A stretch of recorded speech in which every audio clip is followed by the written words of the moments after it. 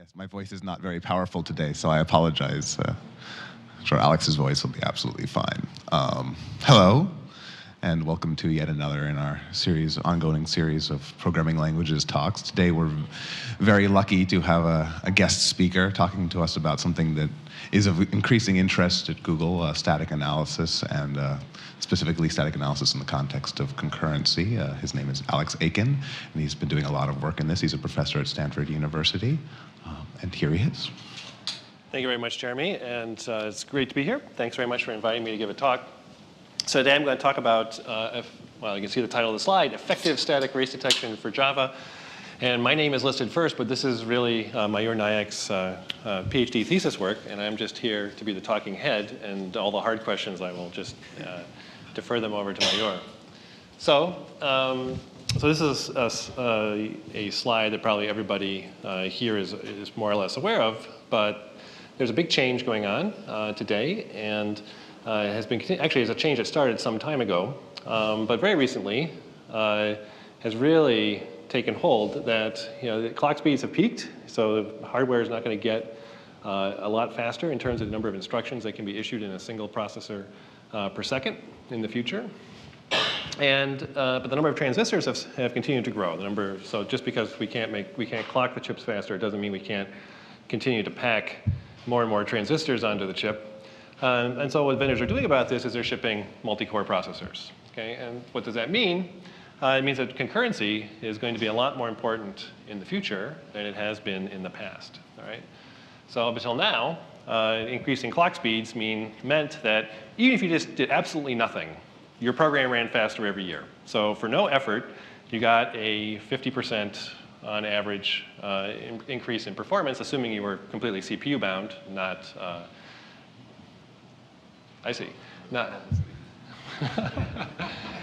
memory. It's all right. It's all right. We'll see. I'm not quite sure well, I'll figure out how to talk to this as we go along. So presumably the slides will cycle back when there's something interesting on them and somebody back there is making a decision about whether to show the slide or not. So no content, switch to a graphic of the audience. All right, okay. All right. So as clock speeds kept getting faster, even the sequential programs ran faster. But in the future, the fact that we're only increasing the number of CPU cores means that only concurrent programs are going to run faster. All right.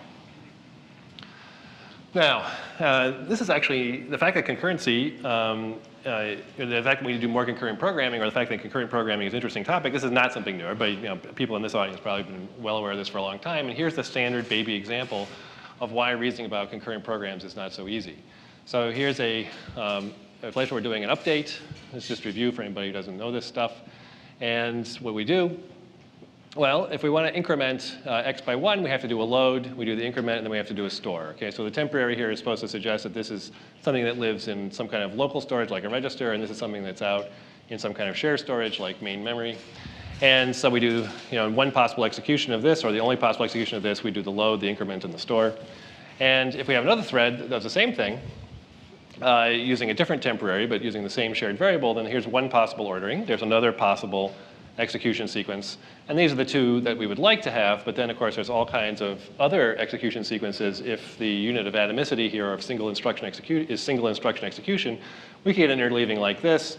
And the problem is that in the first two cases, we get the expected result where x has been incremented by 2, but in the last case, and in many of the other cases, if not all of them, we get the wrong answer. Okay, so we actually lose one of the updates, and x comes back as the wrong value.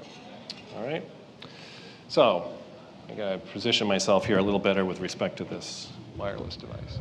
All right. So a race then is when we have the same location accessed by different threads simultaneously. So you have some shared location accessed by two threads, and at least one of those locations is a write. Okay. And the simultaneous here means that there's no ordering constraint imposed by the program. It's actually possible for these things to happen at the same time. Okay? And so race conditions are a particularly insidious kind of concurrency bug, and that is triggered under non-deterministic circumstances. You don't, because this depends on the thread scheduler, you don't know, just because the program works once, that doesn't mean that if you run it again, it will work the second time. And the second problem is that there's no fail-stop behavior. So meaning that in a lot of cases, when you encounter a bug, something like a null pointer dereference, the program just stops. Okay, so even if the bug itself might be triggered non-deterministically, I mean, it doesn't happen in every execution, not repeatedly, at least when it does happen, the program actually stops running. That doesn't happen with race conditions. So the program will just keep happily executing along, and who knows what will be the final result. So you won't discover the error, if you discover it at all, until far after the time at which the error actually occurred. All right, and of course, race conditions have been something that have been studied for a long time in concurrency theory and practice. All right, and it's actually not just race conditions where this problem comes up. So actually, the notion of a race occurs in the formulation of many other properties you would like to talk about with respect to concurrency. So for example, if you want to check atomicity, if you have atomicity declarations in a program, checking whether these atomicity declarations actually make sense boils down to a race detection problem. Similarly, for deadlock detection, to do deadlock detection, you actually need a race checker. All right? And I think it's pretty well known that current concurrent programs today are just riddled with races. All right? So pretty much you can pick up any concurrent Java program, and you're going to find race conditions in it. Okay? At least any concurrent Java program of significant size. All right. Okay, so let's come back to our example.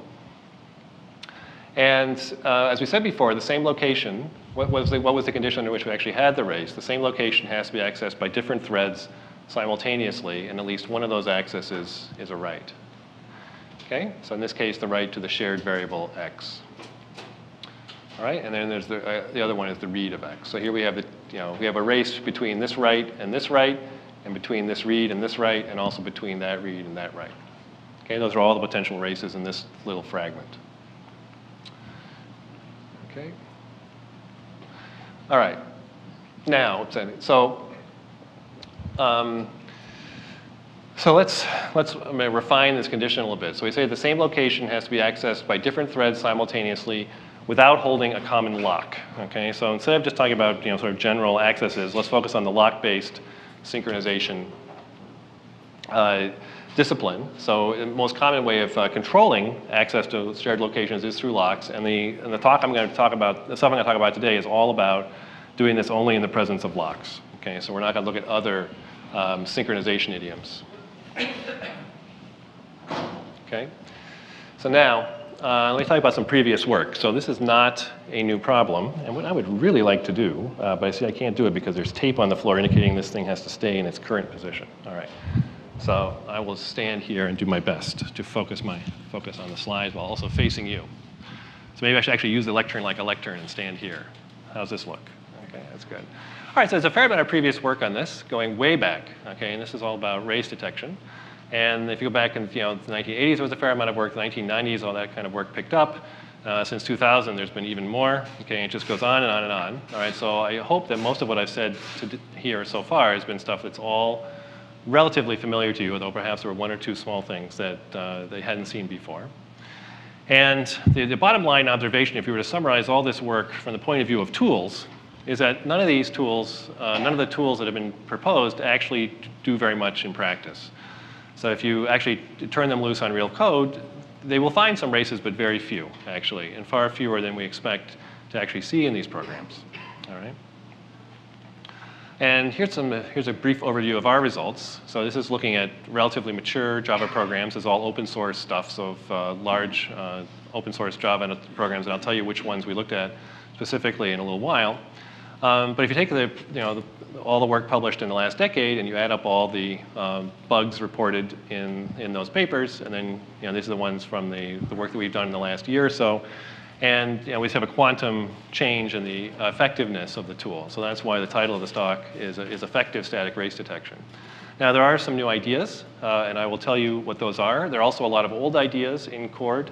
So all the stuff that went before, we certainly built upon it and used a lot of the concepts that people had previously discovered, but we've put them together in a new way. And we've also filled in some holes, and I'll tell you exactly what those were. And there's some key things that the previous approaches weren't doing that turned out to be important. All right. Okay. So what's our approach to race detection? So we're going to do, yeah, go ahead. Sorry. So, the question to this previous slide. So yeah. In the left part of the previous work, if you also include dynamic. Want to go back one more? No, the one with the bars. So for the previous work, if you also added dynamic techniques, would it be going a little bit higher, you think? It would go a little bit higher, but not a lot. Okay, you want? It includes both static and dynamic. Yeah, so this bar here is supposed to include both static and dynamic, Mayura says. I wasn't quite sure if we had the dynamic techniques in there. There are, so the answer is no, it wouldn't move at all. And the reason for that is that the dynamic techniques, well, so why don't the static techniques, I'll just foreshadow things a little bit. So the problem with most of the static techniques, besides being incomplete, meaning they're not sound and guaranteed to find all the races, which we are, all right? In addition, most of them don't work on large programs. So there's just a scalability issue. And if you can only push a small amount of code through the tools, that really limits the number of issues you can find, okay? The dynamic tools don't suffer from that problem, okay? They can, dynamic tool, you can run it on, you can do the instrumentation, and in some sense you've succeeded at that point. But in order to actually find the races, you have to run the thing, okay? So you have to have workloads, and you have to be able to run it for a long time, and you have to be able to run it under lots of different thread schedules in many cases with some of the tools in order to find it. And that's just a huge amount of work, to find those workloads to actually drive the tool well enough to find the bugs, even in the case where they're sound and complete, which a lot of them are not, okay, where they're not going to find all the bugs. Just the amount of data you have to run the programs, you're going to get limited coverage. And so in practice, they don't find very many bugs either. Okay. All right. So our approach is to take, first of all the potential races in the program. Okay. And what that means is all the pairs of reads and writes in the program that could potentially race. So say take all the reads and writes to the same field of a given type. And we want to narrow that down to the set just of racing pairs, meaning the actual set of races in the program. Okay? And this diagram is meant to suggest that there's a big gap in between. I mean, there's a huge number of possible potential races in the program and only a very small set of things that actually would race. Okay, so what are the challenges in doing this?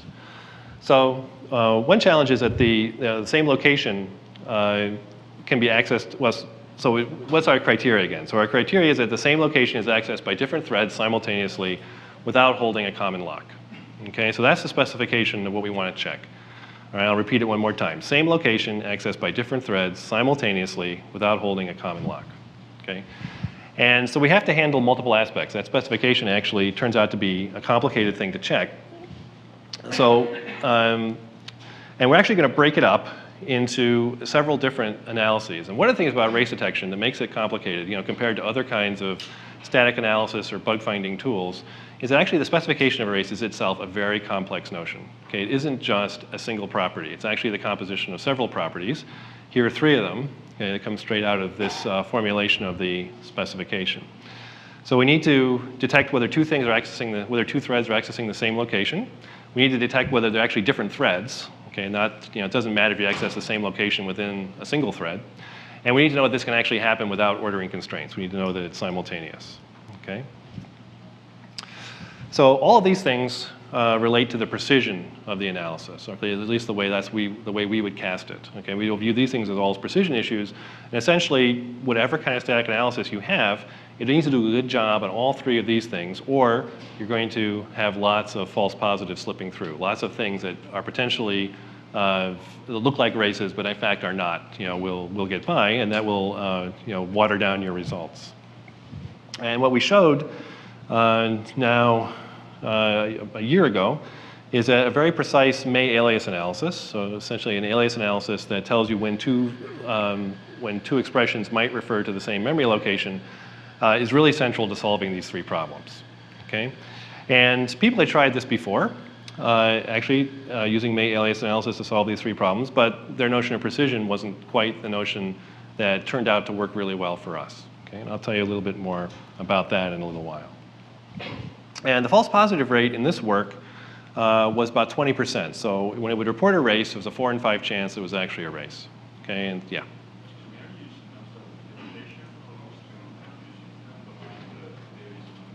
So the question is whether we're using abstract interpretation. Is that okay? And the answer is we're using static analysis. That's a term I prefer to use. So abstract interpretation has just two interpretations of that term.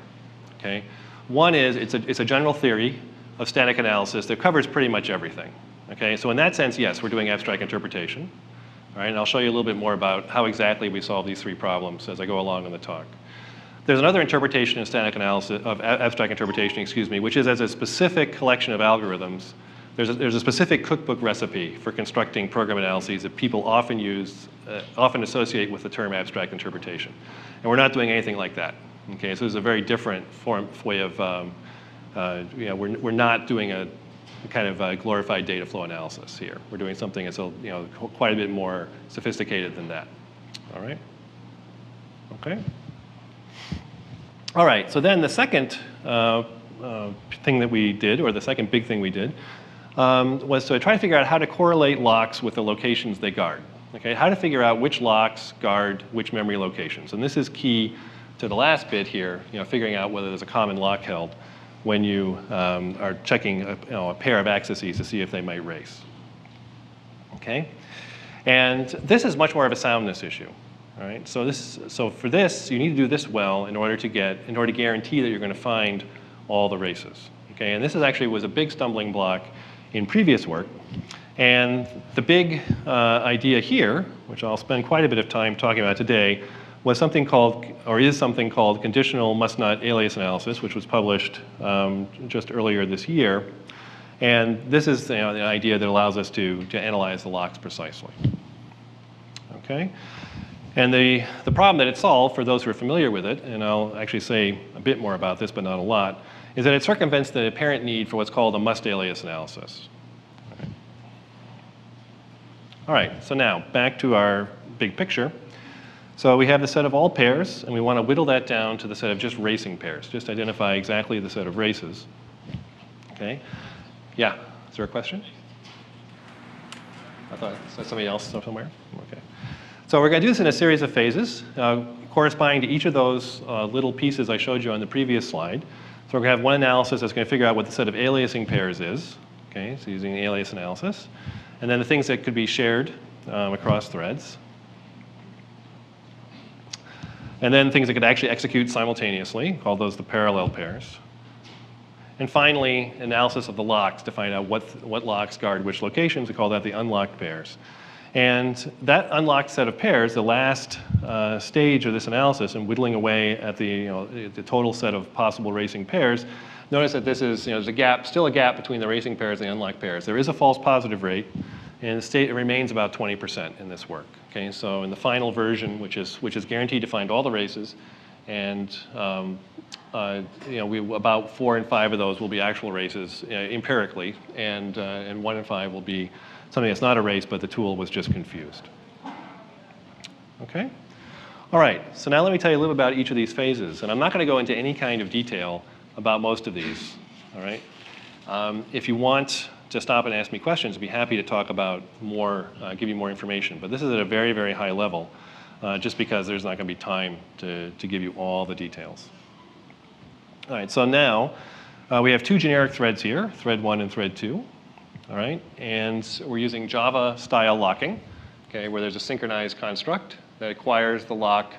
And so locking in Java is done by every object can be a lock.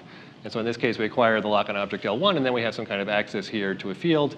Similarly, in thread 2, we acquire a lock on some object L2, and we have an access to the same field, but possibly of a different structure. Okay. Now, so when is this particular pair going to be race-free? Okay. Well, one possibility is that E1 and E2 never refer to the same value. Okay. If E1 and E2 never refer to the same value, then there's no race. I mean, these are 2 independent threads that are accessing different parts of memory, and so there's no race condition. And that we can write that in standard kind of program analysis terminology as saying that E1 and E2 must not alias. All right, so an alias just means that 2 expressions may potentially refer to the same memory location. If they cannot alias, then they can't be race. Now, must not alias is actually not quite the standard term that people use. The way people actually usually compute that is they compute a May Alias Analysis to figure out first which pairs of things might refer to the same location. Okay? And then the complement of that set are the things that can't possibly refer to the same location. So if 2 things cannot May alias, then they must not alias. All right? All right. Okay, so now let's talk a little bit about May Alias Analysis. All right, so this is a huge topic. All right, so anybody who's done any work in static analysis has come across this. And if I were to do another slide comparable to race checking, like the one I showed you before of all the previous related work, it would look very similar. Okay, it would start a little later. All right, it would start about the early 90s, okay, instead of in the late 80s. But then there would be it would be very, very crowded from about 1997 on, okay, with multiple papers in all the major conferences each year, right up to the present day. Okay, so it's still a hot topic, okay, and it seems to be a very, very difficult problem. Now, so what are the big ideas in May Alias Analysis? Well, big idea number one is context-insensitive analysis. All right, and let me show this. So what would we do in a context-insensitive analysis? We would do the following thing. First of all, you can't reason about all the possible memory locations that a program allocates. All right, and this is one of the fundamental barriers in static analysis. So when the program actually runs, there's an awful lot of locations. Okay? But the thing is that static analysis isn't even reasoning about a single execution, it's reasoning about all possible executions. So even though in any particular run the number of locations might be bounded, over all possible runs, the set of locations is truly infinite for arbitrarily large inputs, for example. All right, so we have to have some kind of abstraction. We're going to glom together multiple program locations into a single abstract location. And the standard context-insensitive way of doing this is to say the abstract value is going to be the set of allocation sites. So I will just identify every value with the site where it was allocated. And there's only a finite number of allocation sites in the program. And so I can identify some classes of values by their allocation sites. All right? So in this case, what would I be able to say? I would be able to say that E1 and E2 don't alias, okay? They don't alias if the possible sites where E1 was allocated intersected with the possible sites where E2 is allocated is empty. All right, so I have to do some kind of global analysis to figure out what the possible allocation sites are of E1 and E2. So I have to stare at the program and compute flow relationships to figure out where stuff that's allocated at a given site might go, all right, in all possible ways throughout the program. And eventually I get an estimate for every expression in the program of where each of those expressions might have originally been allocated, where the new expression was that allocated them. And if the intersection of those two sets happen to be empty, well, then I know these things can never alias because they're talking about things were allocated at different syntactic sites in the program. All right? Now, it turns out that idea number one is just a terrible idea. Okay? I mean, it's a good starting point, but it's not nearly accurate enough for almost anything you want to do in software quality. Okay? Actually, it's not a bad idea for program optimization. So for program optimization purposes, context insensitivity is sometimes enough to give you enough distinctions that you can do more compiler optimizations than you could otherwise do. All right? But for almost any kind of non-trivial property that you want to prove in terms of the semantics of the program and whether it has a bug of a certain kind, context insensitive analysis is very rarely enough. All right? So big idea number two is to do, well, if it's not going to be context insensitive, it must be context sensitive, whatever that is. Okay? So, and the standard technical term here is called KCFA. All right, for various levels of K. And the battery in this thing must be going. And so what we're going to say here now is that for context K equals 1, we're going to distinguish values based on the call site. All right, so we'll distinguish values based on where functions are called from. So in this case, I have E1 is calling Baz, and I have E2 that dispatch also to Baz, but they're being called from within different functions. All right? And I can make a distinction saying, okay, well, now I know now a little bit about the call stack in which this function was executed, and I can use that to make more distinctions in the analysis than just the allocation site. All right? So in this case, we would analyze the function Baz in two different contexts. Right? And we would be able to keep track, we would be doubling the number of program points that we could talk about. So we would keep track, we'd be able to analyze Baz completely, these two instances of Baz completely separately from each other. All right? Now, that turns out to be a pretty good idea. Okay? And this has actually been shown to be useful in a lot of settings for various kinds of properties. But generally speaking, I mean, it's certainly better than context insensitive. That's probably what I should say. So people realized pretty early on this is way better than just being completely context insensitive. But generally speaking, the next problem you run into is that you either have too few still contexts, meaning that somehow the number of distinctions you're making is not enough. Too many things are still being glommed together to make useful distinctions. Okay, so all the infinite sets of objects in the heap, too many of them wind up in the same bucket, and you just can't distinguish two things that you really need to distinguish. Or you get too many in the sense that your tool doesn't terminate. Okay, that you start to build up the number of contexts very rapidly, especially as you go to k equals 2, 3, 4, keeping larger and larger portions of the call stack in which you analyze all these different procedures. Okay. All right. So there's another idea, which is object-sensitive May Alias Analysis, which is analogous to context-sensitive analysis, but focuses not on the call stack so much as on the allocation history of objects. And this is a recent May Alias analysis that was introduced by Milanova and Reiter a few years ago. Okay.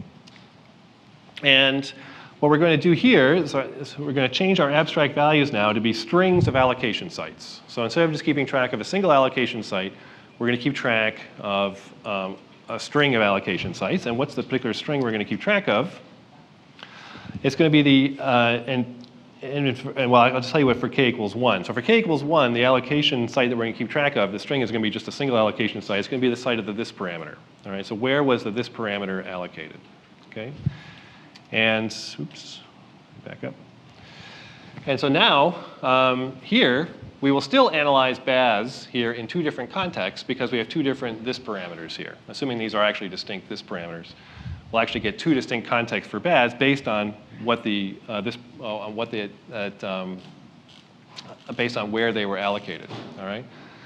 And that will allow us to, to associate different information for BAS for objects that were allocated at one site and distinct from information for BAS associated with objects that are allocated at a different call site passes of this parameter. And the intuition behind object-sensitive analysis is that it's going to do a good job of separating out data structures for us that are allocated in different parts of the program. So think about a hash table. Okay. So a typical hash table will have multiple levels in it, and it'll be allocated by some hash table package, right?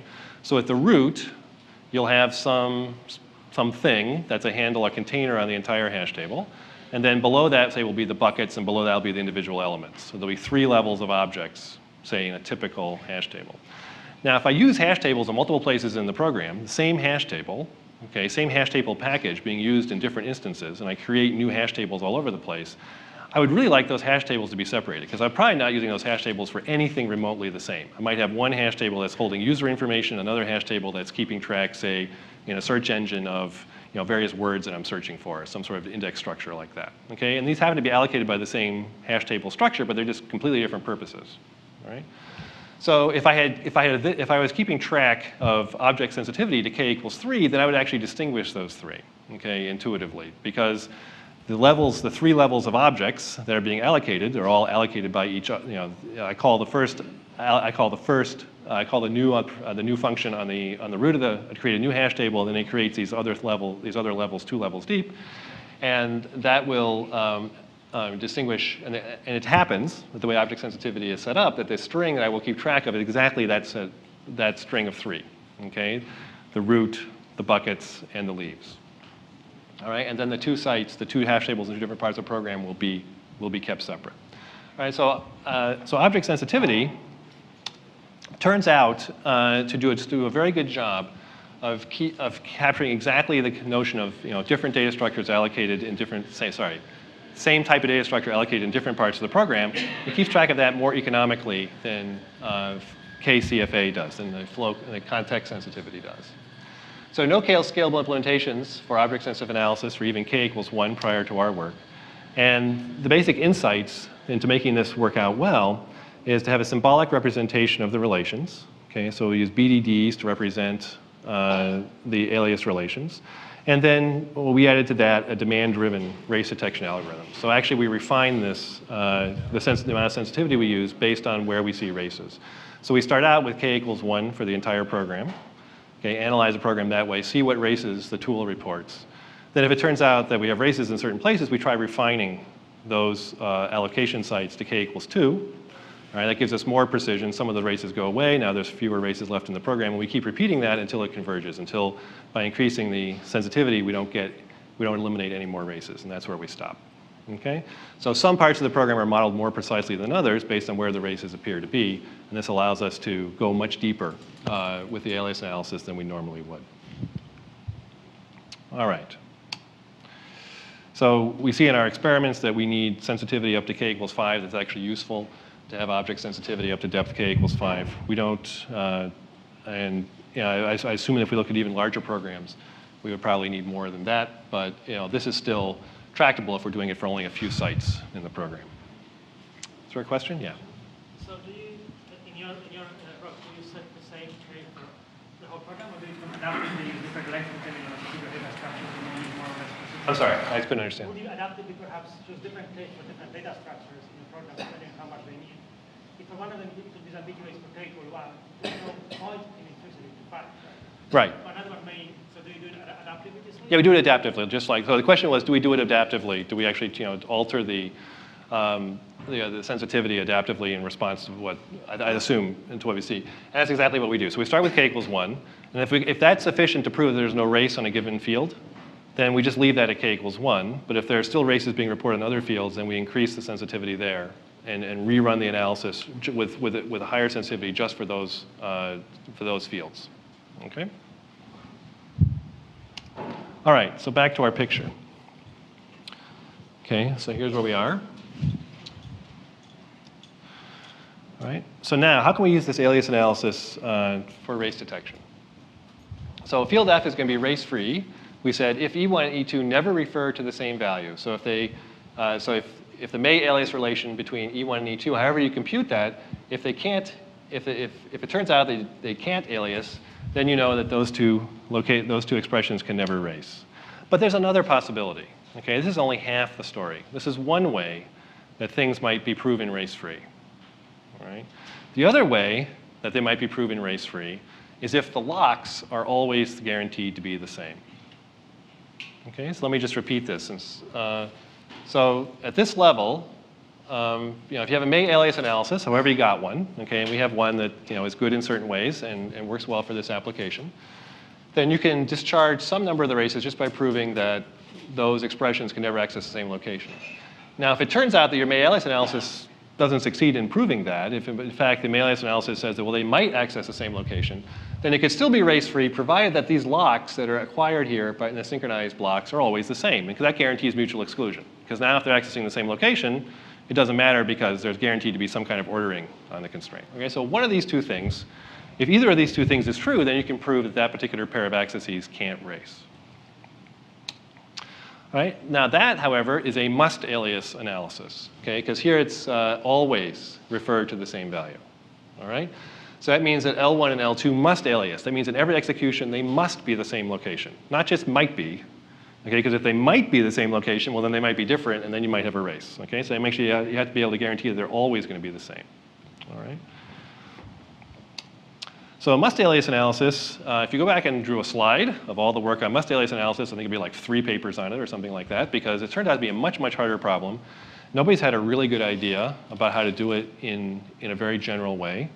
And it's not really clear how it would be useful, because it kind of, even if you could solve the problem well, it's not clear that that things must alias very often. Okay, so it isn't that common that things actually must alias at all.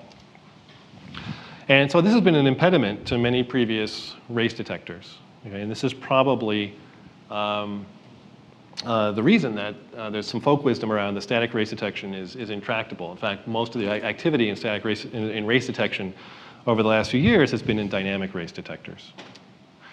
Okay, and our insight here, the main idea, and this is the thing that's probably the most new, is that must alias analysis isn't even needed for this problem. In fact, that formulation I showed you on the previous slide, you don't need that formulation. It's a different way to formulate the problem that gets around the whole need for talking about must alias analysis. All right, so let me show you that. Okay, so the new idea is something we call conditional must not alias analysis. It would be nice if we had a sexier name for it, but at least says what it actually is. So here's the statement. So field F is going to be race-free. The condition is going to be that whenever L1 and L2 refer to different values, E1 and E2 also refer to different values. Okay, so what does this say? This says that if L1 and L2 are different locks, all right, when you enter these two blocks, then it has to be the case that E1 and E2 refer to different pieces of memory. Okay? And if that's true, if that condition is true, then your program is race-free. All right? Or at least this pair is race-free, I should say. Now, if I formalize that, we can see that it doesn't involve must-alias analysis at all. It says that if L1 and L2 must not alias, that should imply that E1 and E2 must not alias. Okay, so under the assumption, so notice what's going on here. This is just must not alias analysis. I mean, it's the only building block I'm using. But now there's an implication here, meaning that in the proof of must not aliasing over here, I'm allowed to assume that these two don't alias. All right, so I can get some assumptions for free that I can add to my knowledge of facts about things that don't alias, and I can use that to prove more things don't alias. All right? And there's no must alias information required. So here's an example. Okay, and we'll spend a fair amount of time on this. This is a real first and probably only a really concrete code example other than the trivial one at the beginning. And so what does this piece of code do? Well, we allocate a new array. All right, and we'll just name it by this. We're just going to name things here by allocation site. So I'm going to be a little abusive here about syntax and say we're going to name things H0, H1, and H2. That just points to those three allocation sites. So we allocate an array, and then we fill in the elements of the array with new objects in a loop. Okay, and all the elements of the array that are getting filled in there are of type H1. And then the G field of type H2, the G field of type H of each one of those H1 objects gets a new H2 object. Right, and then we go around the loop and do that a bunch of times.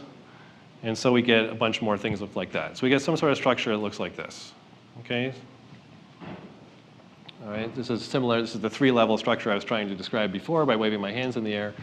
Here it is concretely on a slide. Okay? So now, let's take a look at a generic way of accessing these two, various ways of accessing this data structure that might lead to races. Okay, so let's say I have a thread that's executing the same piece of code here. All right, let's say, but I'm going to, just so I can name the two different things differently, this piece of code, calls the element of the array, it grabs x1, this one calls it x2, and then they synchronize on something, and we'll look at different possibilities for that in just a moment, and then they go off and do some kind of write, and what they're writing to is a field of this H2 object. All right, but they're accessing the H2 object from the root. So they're taking X, they're going from dereferencing A, and then a field G of one of these objects in the container, and then a field F of that object at the leaf, H2. All right? Okay, so now let's look at three different cases. So here's an easy case, coarse-grained locking. All right, this is the standard pattern where you just acquire a lock on the entire data structure. It's basically you lock the whole world, do your operation, and then you unlock the world. All right, so if you have a database or something like that, you lock the whole database, go and write one record, okay, and then unlock the whole thing. All right. So here's our condition. So field F is going to be race-free, and then here I've just copied out the condition. So now let's instantiate that condition with the particular situation we're in here. All right, what this would say is that if A must not alias A implies that x1.g doesn't alias x2.g, then this thing is race-free. Okay? And so this is actually a really easy case because this is false, right? A always aliases itself. And so false implies anything, right? So clearly if you lock the whole world, there can't be any races. Right? So there's nothing, so remember what the condition said before.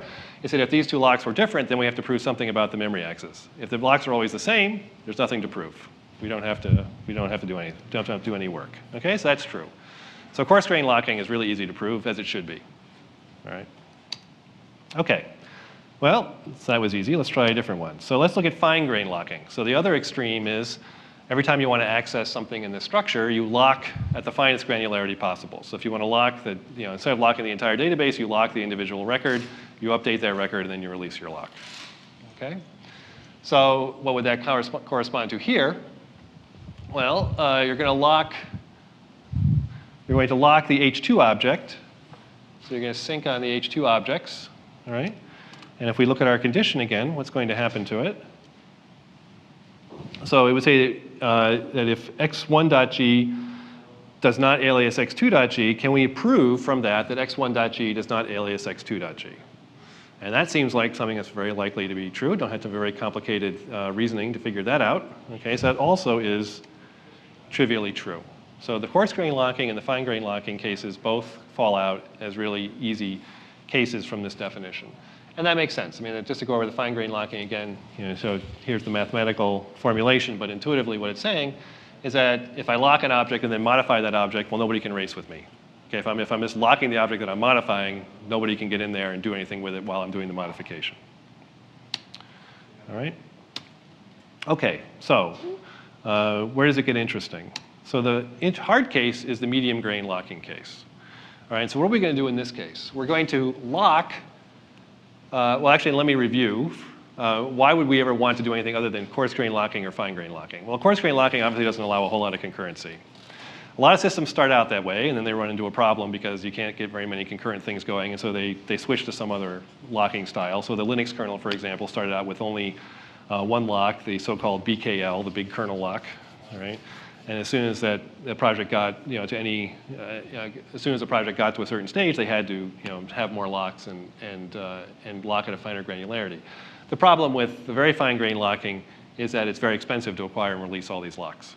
Okay, so sure you get a lot of concurrency, but you have a lot of overhead too per unit of concurrency, and that there's diminishing returns in locking at too fine a granularity.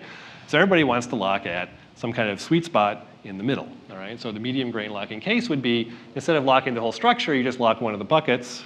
Okay, and then you can go off and modify the things underneath that, so you can get concurrency at this level between multiple accesses coming in at the different H1s, but you have exclusive access to all the H2s underneath. All right. Okay, so what happens in this case? So here we would have to, in order to prove that this field is race-free, we'd have to show what? So there's the generic condition. Here it is instantiated. So we have to show that if x1 and x2 are different, okay, meaning that if x1 and x2 refer to different H1 objects, then in fact x1.g and x2.g are different, that we're guaranteed to be accessing here different H2 objects. Okay? Now, so there it is in English, field G of distinct H1 values. So this will be true if field G of distinct H1 values are linked to distinct H2 values. And for this particular data structure, that happens to be true because of the way we built it. Okay? So in fact, that's okay. Now, but this is a heap property, okay, or a shape property of the data structures. All right, and this is actually something that static analysis tools and compilers and all kinds of other language-based tools are usually typically terrible at reasoning about. So anytime you want to reason about something that's in local variables, you can do a lot. Okay? As soon as you start talking about stuff that's in the heap, it gets much, much harder. But it turns out that this particular shape property, or we need this kind of single access property that everything from one kind of data structure, one kind of value linked to another kind of value is uniquely reachable. This kind of thing, it turns out that actually in practice we can reason about this. Okay, that it's a very limited property actually, and the way we set it up, it turns out that in practice we can actually do this kind of calculation. So let me show you how we do that now. Okay, so we call this disjoint reachability, and the thing we want to prove is that from distinct H1 values, we can reach via one or more field accesses only distinct H2 values. All right, so the generic picture looks like that. Okay, over on the right, that's the kind of shape we're looking at trying to prove exists in a program. And I'm just going to introduce a little bit of notation here. We're going to say that the set H2, the allocation site H2, is in the disjoint reachability set of H1 if this holds. So if I pick distinct values out of the distinct values allocated to H1 out of a bag, then from those two values, I can only reach distinct H2 values. Those two distinct H1 values can never share an H2 value via one or more accesses, either immediately or transitively. Okay, and we'll just notate, if that's true, we're just going to write it like this. So we can talk about the disjoint reachability set of a given allocation site. Okay, what other kinds of types are going to be disjointly reachable from that place? Okay? All right. Now, here's the picture. So I'm not going to show you how we calculated that, but I'll show you how we use it. If we can calculate disjoint reachability, okay, which is a completely separate problem, and I'm not going to tell you how we do that, although you're welcome to ask questions that I can't answer about it if you wish.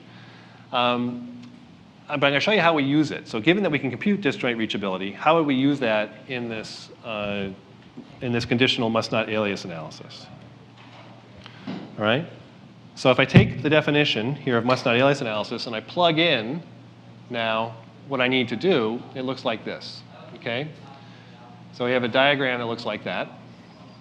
All right, so what we're computing here, these are the allocation sites of E1, the allocation sites of E2, the allocation sites of the lock, the two locks, L1 and L2. All right? So now, what I'm saying is, where can we potentially have a race? Well, the only place where we can have a race is on the intersection of these two sets. Okay, because that's the only things they share in common. So wherever E1 and E2 might be the same object, that's where we might have a race. Okay, so that's why we have sites of E1 intersected with the sites of E2. Okay, those are the potential races. So everything in here is a potentially dangerous thing that we have to be sure is protected properly by locks. Okay? So these things ought to be in a disjoint reachability set of something. Okay, so if all the stuff that's in the intersection of these two things is disjointly reachable from anything that could be in one of the two locks, so the union of those two sets, okay, then this is guaranteed to be race-free. All right? Okay? Yeah. Are you assuming that locks are, that the object you're locking, you can actually reach the field you're accessing from the object you're locking? Yes, we are. Yeah, so there's a question whether we're actually assuming that you can reach the object that we're accessing from the lock. All right, and we are definitely assuming that. I mean, isn't that kind of a big assumption? It doesn't seem to be a big assumption in practice. This is the standard pattern. This is actually the standard pattern. Yeah, so here it is right here. E1 is reachable from L1 and E2 is reachable from L2. Yeah. And so we are assuming this. We could relax this. So we actually know how to relax that condition. Okay, we actually could do a better job, but it hasn't been necessary so far. At least in the benchmarks we've looked at, that hasn't been an issue. All right, but yes, I mean, and so in particular, we're assuming that the object that you're accessing is under the object that you're locking. Okay, that you're not locking something below and then accessing a parent, say. So Okay. Another common pattern is to have a specific object that you create that is a lock object.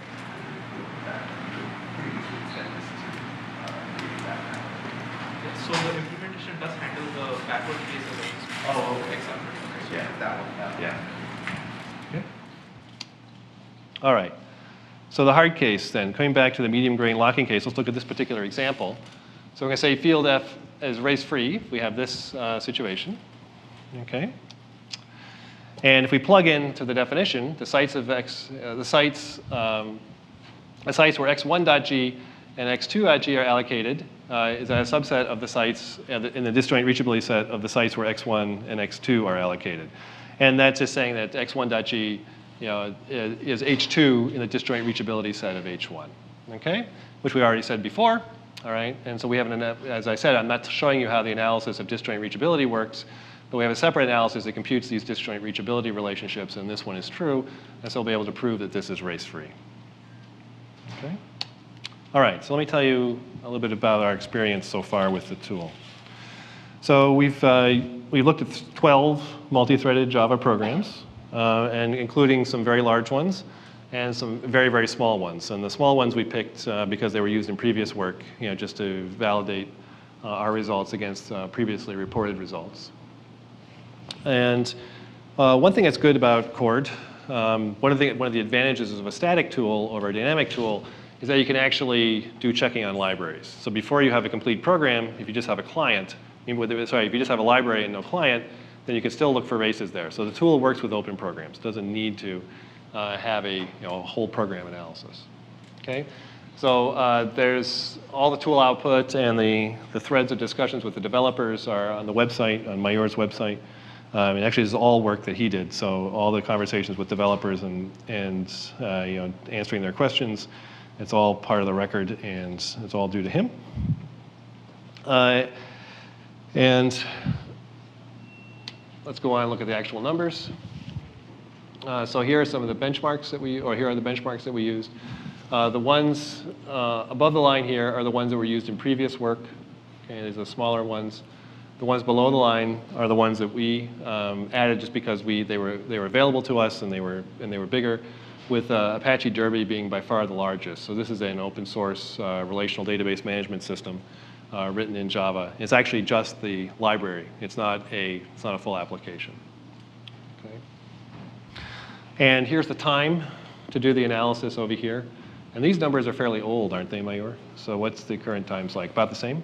Yeah, so the times haven't changed significantly, but this is a minutes, not hours, and this is not seconds, okay, but it's minutes and it's not hours as the scale of the analysis.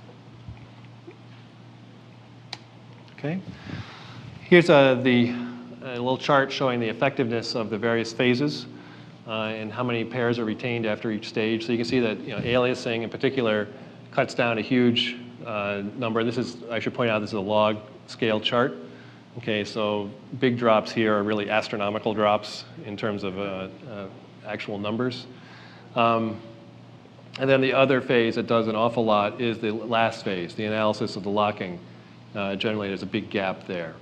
Okay. Now, the racing pairs, these are the actual races in the program. That's done by hand. Okay, so we take the red bar, we look at all, or Mayur looks at every one of those by hand, decides whether it's a real race or not, and then anything, so the difference between the red bar and the white bar are the false positives. Okay, and the other phases, some of them, there is some program where every one of those phases makes a big difference. Okay, so they're all necessary. There are plenty of examples like over here where none of those other phases makes a huge difference until you get to the last one. Yeah. So for the Derby, there are about 1,000 cases when you look at manual. Yes. How much effort was that? That was almost a week, actually, which is why we have just one large program, because we typically have so many races. And in some sense, races are not a full property to check because you have this quadratic blow up in the property itself. So we took 1 week. Yeah. So the question was, how long did it take to analyze the 1,000 races in Derby? And the answer is about a week. All right, here's the classification of the unlocked pairs and what we learned from them. So one thing about races I didn't mention at the beginning is that not all races are bad. Just the vast majority are bad. But races by itself are usually, so it's a little bit of a low-level property. And there are places where programmers use races on purpose. So some small number of these races are benign, meaning that they are races that were probably there intentionally or that nobody would care about them. So you can see here's a column with the analysis of benign races. And then there's the analysis over here of the ones with the false positives. Okay? And then finally, over here is analysis of the number of bugs. And the number of bugs is always less than the number of races because usually a race will exhibit itself in many different ways. There'll be lots of different ways to reach the two expressions that actually race. There'll be many different call paths along which you could come. And because of the context-sensitive analysis, each one of those, the object-sensitive analysis, each one of those possible different ways can get reported as a separate race. Okay, if I take this particular chain of calls, this particular allocation pattern, then I'll get a race here, and the same thing can be exhibited someplace else. So just like at the beginning, we had that one, probably an easier way to think about it, at the very beginning we had that one example, which is with the lost update. Okay, even within that lost update, there were 4 different possible races. Really would correspond to one bug, logically in the program, but the reads and writes could race in multiple different ways. All right, and those will all get reported as separate races. 4 or 3? 3 in that case, right, because the read is not a race. Right, right. Sorry. Well, this is a huge program. This is a very, very big program. So in this case, it was, on average for each synchronization bug, there was like 3 different ways it could be exhibited, which is not unreasonable, right? So. Okay. All right. So developer feedback. So. In JDTS, before we started this, we contacted them, and they said, as far as we know, there are no concurrency issues in this library. And then afterwards, they decided that they would overhaul how they did. They would overhaul how they did synchronization because they decided, there were 16 bugs, but those were actually fairly painful to fix. And it was just they took it as a symptom of a deeper problem just with the organization of the whole approach to synchronization in that library. Huh? Yeah, I know. I'm close to the end here. And I found a bunch of bugs in Apache, and 319 bugs in Derby. Okay, all right. Okay. So I already said quite a bit about the related work. And the main thing about static is, as you know, again, is to emphasize, race detection is actually a complicated property. Analysis of concurrency in general is a complicated property, made up of analysis of many small pieces. And it breaks down to several different analysis problems. Dynamic race detection is still the current state of the art. I think our tool, we hope that it will become the current state of the art actually as it gets out in one form or another for people to use. And the advantages, I think, over dynamic race detection is that it's going to be sound, it's going to find all the races for you, and it's also going to work with libraries. So the fact that you don't have to wait until you have a full program before you can start finding races in your finding concurrency issues in your code. All right. And then as just mentioned, shape analysis is another general area of related work. Generally, when people talk about analyzing shape, they're talking about much more expensive properties to compute about the heap than disjoint reachability. All right, so here's a summary of the contributions, and I already think I emphasized this enough. And since we're trying to wrap up, Mayur has great plans to go off and apply this to this basic idea to other things, and we're looking at things like transactions and atomicity. And here's there's other places where races are involved, but these are higher level properties where you want a race checker as one of the building blocks. And finally, thinking about if you can do effective race checking, how does this change the way you would design a language concurrent? How would you change the way you design a concurrent programming language to make it easier to write programs that are correct, concurrent programs that are correct in the first place? All right, and that's it. Thank you very much for your attention. And if we have time for a couple questions, I'd be happy to take them. So yeah. So what do the false positives look like? Are there kind of common patterns? So that's a good question, and I think I will let Mayur take that one. Do you want to answer that? Well, if there's any logic that involves integers or booleans, so if you want to control synchronization, these kinds of the values of integers or the values of a boolean variable, and that is something where we don't have anything to do, because all this looks at is objects, that is object types, and not primitive data types.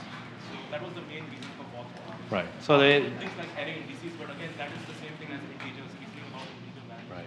So the question is, what do the false positives look like? And since our tool focuses on object level reasoning, things that aren't objects sometimes confuse it, like integers and booleans. There's actually somebody coming in right at 2, so I think Okay. I'm going to have to stop. But maybe That's you fine. can stick around and answer. Yeah, I know. Happy to stick around for a few minutes and answer questions. Thank you very much.